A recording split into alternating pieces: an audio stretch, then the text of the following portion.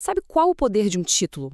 Um simples título. Hoje a gente vai fazer algo um pouco diferente. Não vamos falar de uma pessoa, mas das palavras que definem essa pessoa. A gente vai pegar uma frase, colocar ela no microscópio mesmo e ver a força que ela carrega de verdade. E essa é a grande pergunta, né? Quanto significado cabe numa frase só? Pensa nisso como, sei lá, uma investigação, quase um quebra-cabeça. Porque como é que pode um punhado de palavras conseguir, assim, capturar e definir uma identidade cultural inteira? É impressionante. E tá aqui o nosso objeto de estudo, vamos dizer assim. A frase é essa. Um rótulo, né, que ficou praticamente colado no nome da autora, e é assim que a gente vai tratar, como se fosse um artefato cultural riquíssimo, pronto pra gente dissecar. Olha, uma coisa certa, rótulos como esse não aparecem do nada, não é por acaso. Eles são construídos, sabe, com um propósito bem claro. Quase como se seguissem uma receita, uma fórmula. E é essa anatomia, essa estrutura que a gente vai começar a desmontar agora mesmo. Então, beleza, mãos à obra. Para a gente entender de verdade a mecânica por trás do que essa frase afirma, a gente precisa olhar para a estrutura original dela, em inglês. Se a gente for olhar, a estrutura é super simples. Mas, nossa, como é poderosa. Tem o sujeito, que é a identidade, aí tem a afirmação, que é a definição, e ligando os dois, um conector. Nesse caso, os dois pontos. Ele funciona como uma ponte, sabe, que funde a pessoa, a identidade dela, com essa definição cultural que foi criada. A primeira peça desse quebra-cabeça é o sujeito, é a âncora de tudo. Todo o resto da frase só existe para definir, para categorizar, para dar um significado cultural para esse nome. É o nosso ponto de partida. Agora, a gente chega na parte que, para mim, é a mais importante. Porque isso aqui não é só uma descrição, não. É uma afirmação. E uma afirmação bem ousada. É o que define o papel cultural da pessoa, sabe? Coloca ela ali no centro, como uma figura que representa algo. Pausa para analisar a palavra voz, porque voz aqui é muito mais do que só alguém que fala. Significa representação, significa autoridade e uma conexão, nossa, uma conexão muito profunda com o grupo.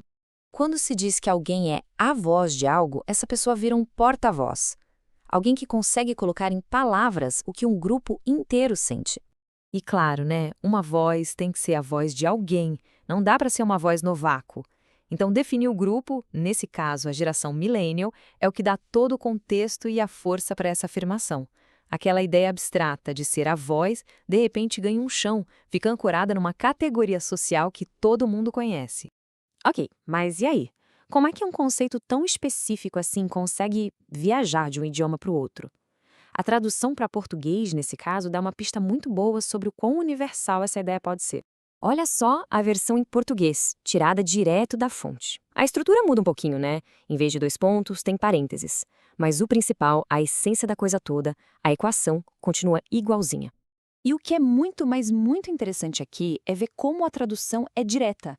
É quase um para um nos conceitos principais. Voz vira voz, geração vira geração. As ideias centrais, elas simplesmente se encaixam de um jeito limpo, direto. E essa tradução tão direta acaba provando uma coisa fundamental.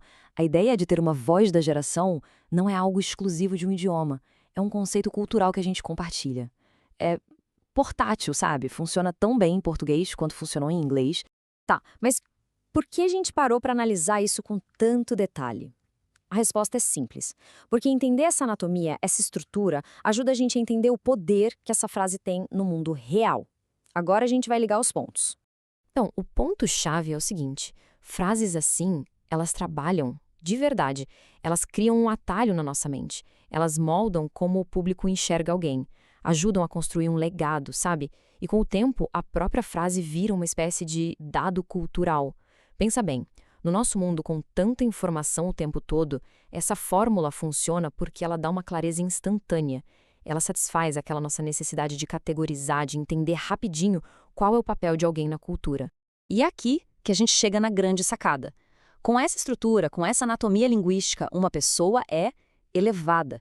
Ela deixa de ser só um indivíduo e se transforma na representação de algo muito maior. Vira um símbolo de um grupo, de uma época. É a transformação final da complexidade em um conceito fácil de consumir. E para fechar, fica uma pergunta, uma provocação para a gente pensar. Depois de ver como esses rótulos são montados, que outra frase assim curta e direta vem à cabeça, que resume completamente uma figura pública? É um exercício e tanto, né? Para a gente ver o poder que as palavras têm para moldar a nossa cultura.